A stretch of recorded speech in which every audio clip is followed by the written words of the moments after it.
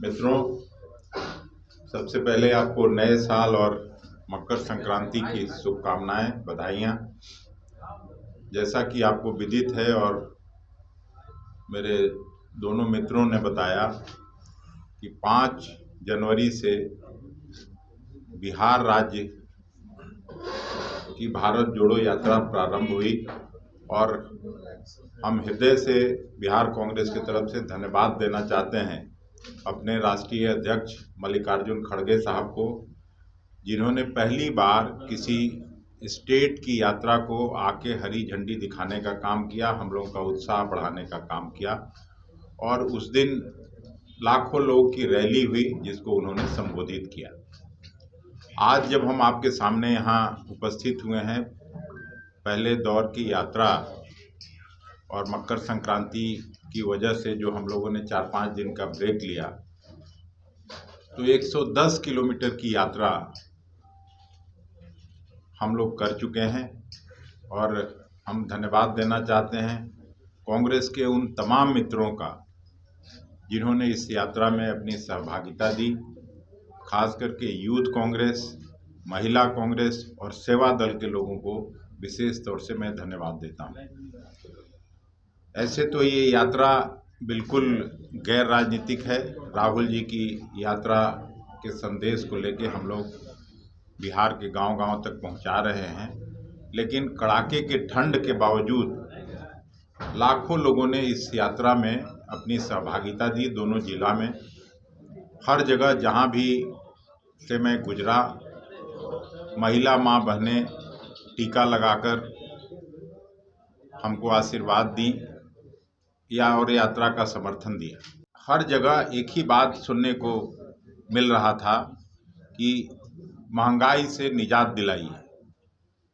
जिस तरह से नफरत की और घृणा की राजनीति देश में हो रही है, उसमें कांग्रेस पार्टी और राहुल जी को की तरफ विशेष तरफ से हम लोगों को कहा जा रहा था कि राहुल जी को कहिए कि हम लोग मजबूती से खड़े हैं और वो घृणा और नफरत की राजनीति को इस देश से ख़त्म करें। कांग्रेस पार्टी अपनी महती भूमिका निभाए। इससे हम लोगों को और साहस और उत्साह बढ़ा कि नहीं, सचमुच में ये जो मुद्दा है जिसको लेकर हमारे नेता राहुल जी ने शुरू किया 7 सितंबर से कन्याकुमारी से कश्मीर तक की, उसको निश्चित रूप से बल मिला और गांव-गांव तक ये बात पहुंची है। हालांकि ये यात्रा गैर राजनीतिक यात्रा है, लेकिन कांग्रेस को इससे निश्चित रूप से लाभ मिल रहा है, इससे कोई इनकार नहीं कर सकता। और आने वाले 2024 के चुनाव में भी निश्चित रूप से इस यात्रा का असर पड़ेगा। मकर संक्रांति के बाद जो ब्रेक हुआ है, पुनः 16 तारीख से खगड़िया से ये यात्रा प्रारंभ होगी और बचा हुआ 1100 किलोमीटर का जो यात्रा है वो हम लोग समाप्त करेंगे गया में आके। बिहार कांग्रेस ने न्योता दिया है श्रीमती प्रियंका गांधी जी को और हमको लगता है कि फरवरी के पहले सप्ताह में पटना में वो रैली फिर से हम लोग यहाँ करेंगे। और जब समापन होगा तब तक राहुल जी की यात्रा समाप्त हो चुकी रहेगी और समापन समारोह में फिर से गया में एक बड़ी रैली करके इस यात्रा का समापन करेंगे। आज वस्तुतः यही बात कहने के लिए मैं आप लोगों को यहाँ आमंत्रित किया था। फिर से आपको मकर संक्रांति की बहुत बहुत बधाई, शुभकामनाएं। स्टेट की ये यात्रा है, उसका समापन जब गया में होगा तो उसमें राहुल जी को हम लोग ये कब आप लोग रखा है समापन करेंगे? ये मोटा मोटी 55 दिन ये यात्रा चलेगी। जो हम जिस हिसाब से हम लोग चल रहे हैं 20 से 25 किलोमीटर रोज चल रहे हैं, लेकिन अब उसमें कुछ ब्रेक भी होगा।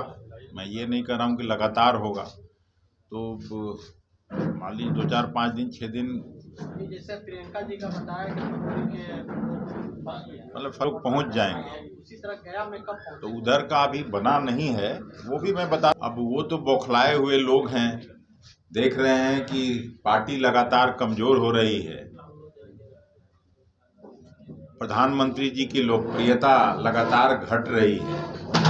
आपने देखा होगा पिछला जो 2 राज्यों का चुनाव हुआ, दोनों जगह उनकी सरकार थी, भारतीय जनता पार्टी की सरकार थी। गुजरात में तो सरकार उन लोगों ने रिटेन किया, बचाया, लेकिन नड्डा जी के गृह राज्य में खुद चुनाव हार गए और वहाँ कांग्रेस की सरकार बनी। तो ये बात समझी जा सकती है कि संजय जायसवाल जी क्यों ऐसा बोल रहे हैं। ये अखिलेश जी आप नहीं, तरफ से डिमांड उठ रहा है। देखिए, ऐसे तो अब तक कुछ न कुछ डिसीजन हो गया रहता, लेकिन राष्ट्रीय जनता दल के राष्ट्रीय अध्यक्ष लालू प्रसाद जी बीमार हैं और इस अवस्था में नहीं हुआ होगा चूंकि वो एमएलए हैं। लेकिन राजद के मित्रों से भी मेरी बात होती है, राष्ट्रीय जनता दल में उस बयान से कोई खुश नहीं है और खुद उप मुख्यमंत्री ने अपना बयान दे के स्पष्ट कर दिया है कि वो लोग खुश नहीं हैं और जरूर ये किसी को भी एक्सेप्टेबल नहीं है। महागठबंधन में कांग्रेस पार्टी भी इस तरह के बयान का निंदा करती है।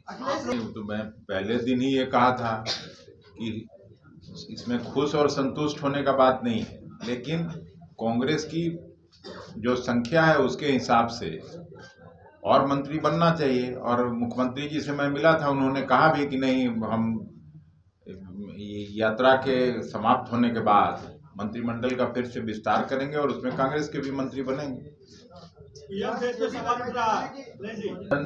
पूरी चट्टानी एकता के साथ एक है, सातों दल एक साथ चुनाव लड़ेंगे और उसमें किसी तरह की कोई परेशानी नहीं होनी होगी। और जब तक हम लोग भारतीय जनता पार्टी को देश की गद्दी से अपदस्थ नहीं करेंगे तब तक चट्टानी एकता बनी रहेगी। एक्सपेक्टेशन जिस हिसाब से बाकी पार्टियों में की मंत्रियों की भागीदारी है उस हिसाब से मेरा 2 बनता है। 2 और बनना चाहिए। बिल्कुल।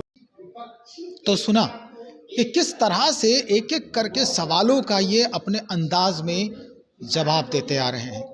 अब देखना ये होगा कि 14 तारीख के बाद किस पार्टी के अंदर क्या कुछ बदलाव होता है, क्या कुछ नया जो है इतिहास रचने की बात होती है और क्या कुछ नई पारी की शुरुआत होती है। हम 14 तारीख के बाद इंतज़ार कर रहे हैं। 14 तारीख के बाद जो भी होगा हम आपको दिखाने का प्रयास करेंगे और ये भी बताने का प्रयास करेंगे कि दरअसल इसकी कहानी कब और कैसे लिखी गई थी, जो अभी हम नहीं बता रहे हैं। आप इंतज़ार करें, ये पूरी कहानी और ये पूरा दास्तान हम आपको सुनाएंगे। बने रहें हमारे साथ। बहुत शुक्रिया आपका।